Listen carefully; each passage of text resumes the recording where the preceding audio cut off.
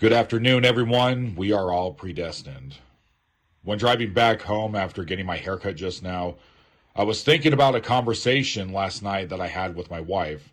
She brought up Halloween and her experiences with that satanic high holy day back when she was a kid in the city that I am currently living in with her. And I thought back when I was in elementary school back in the 90s, how there were a few kids in my class, I think it was the third or fourth grade, whom told me that they had visited John Madden's mansion in Oakland when trick-or-treating. When he handed out the chocolate bars to my classmates, they were wrapped in $100 bills. So that thought led me to look up and watch a news story on Mr. John Madden. This icon's career obviously was nothing short of legendary. Other than Jim Harbaugh, Madden is my favorite coach. He was an agent of change, acting as the Egyptian god Anubis, or acting as Lucifer the Lightbringer, bringing the NFL onto the main stage in the world of football, and succeeding in his first and only Super Bowl win with the Oakland Raiders back in 1977 against the Minnesota Vikings. His stardom shined way past the coaches of old, also whom have either just one Super Bowl win or they were considered great war tactical practitioners, but they weren't able to get to the level of fame that Madden was able to get to. And due to this man, whom I believe had a natural influence, along with him being likable, funny, informative on game commentary, and relatable, he was used to bring the coaching position, along with football in general, to the forefront. Acting as the psychopomp, he brought the NFL from the shadows onto the worldwide stage. I found this vid on the CBS Morning News stemming 5 years back when Madden had died at the old age of 85. I want to state before hitting play that due to his video games influences and popularity of the franchise, it allowed for the middle and poor American class everyman to concoct an experiment with general manager duties in picking and calling plays. Just as the term kayfabe in professional wrestling, what was hidden was brought to the light. So fans went from watching the coaches to becoming them in the video games. That's what I mean when referring to Mr. John Madden as a psychopomp. He's bringing something from the shadows into the public. All right, I'm going to start. Can't help but to smile when talking about John Madden. Jim Nance joins us right now. Jim, good morning. How are you doing? Yeah, good morning, Nate. Obviously, all of us that knew Coach Madden are feeling very blue. As you can see over Jim Nance's left shoulder, a drawing of a stag deer. And notice the antlers along with the black shirt that he's wearing, symbolizing his allegiance with the god of this world, Pan, or Heru, the Christ of the left-hand path. The shot was done purposely to, well, in a hiding in plain sight kind of thing, venerating what binds and blinds the unbelievers to the good news, as is stated in 2 Corinthians chapter 4, verse 4. They worship the god of this realm. At this point, just a couple of days ago, I know you're aware of it, there was a documentary on his life that was amazing. It was as if you were watching eulogy, and to think just 2.5 days later he was gone unexpectedly. It's hard to get your mind around that. So the implication here, at least from what I just heard, is that this was a ritualistic removal. They aired his live documentary, and then he dies being taken out during and after the festivities of Yuletide Christmas. December 28th, his death date. This is associated as a worship day to the Norse goddess Freya, but was it chosen for this specific day for his removal? I don't know. I cannot tell you that. The NFL called Madden legendary. Commissioner Roger Goodell said he was football. How will you remember John Madden?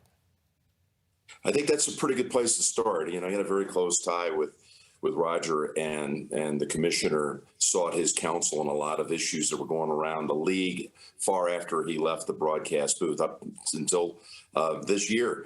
And, you know, I was watching with the children a Christmas movie called The Boy Who Was Christmas. Having the Christmas reference there, also known as Xmas, Xmas having a relation with other symbols and pop culture and traditions and using that letter Twitter is now known as X, the XFL, Xmas. The letter is used in witchcraft, being that of a symbol of a doorway. Panner, also known as Osiris, is depicted holding a crook and a flail, making the X. It's the Freemasons letting each other know their allegiances to Satan at the end of the day. That's what that is. You know, I think what everybody will remember about him, he's so authentic and he brought so much joy and enthusiasm to the game, whether it was coaching or broadcasting. Younger people knew him from video games. What do you think his real legacy will be? I love that he said that his dad said, once you start working, you're going to have to work the rest of your life. And he said, I never worked a day in my life. And he felt that way about all of these different professions that he went through. What do you think his legacy will be?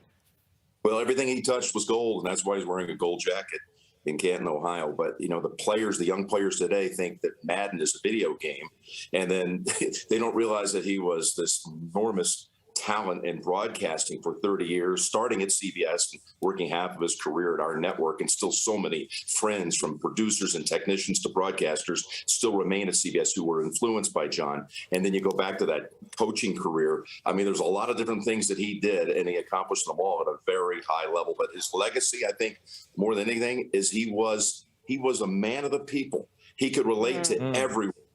And he had time for people. As he traversed this country on the Madden cruiser, because, you know, he wouldn't fly, he loved stopping in America and getting to know people and spending time with them, stopping at a diner and, you know, just name it, all 50 states. He toured this country on the basis and had time for people. People loved him.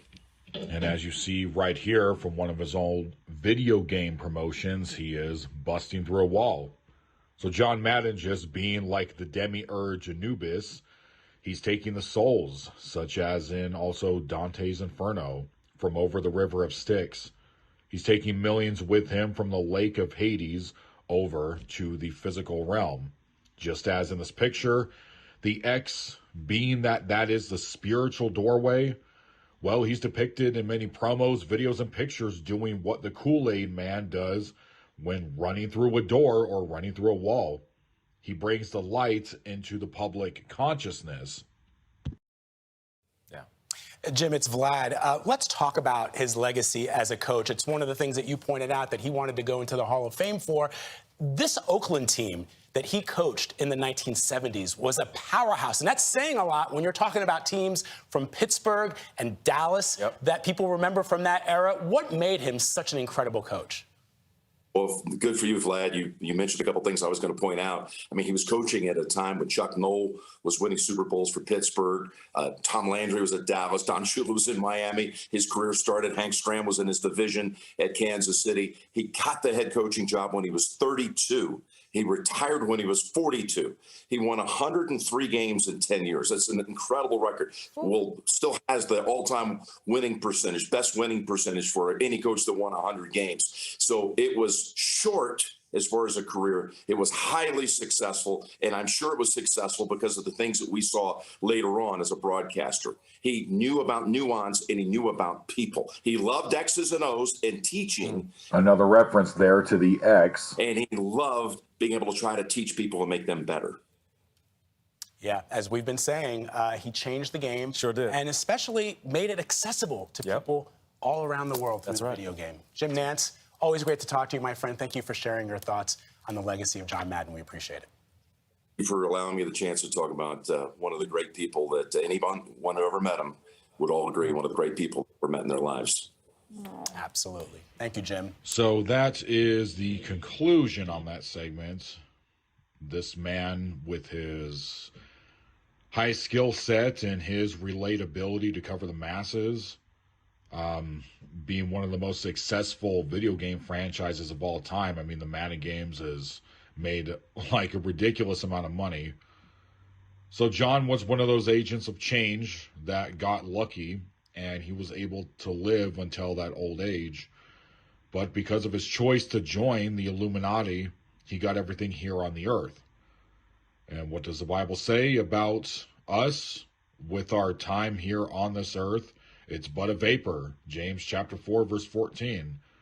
So just remember that we all have choices, all right? So anyways, God bless.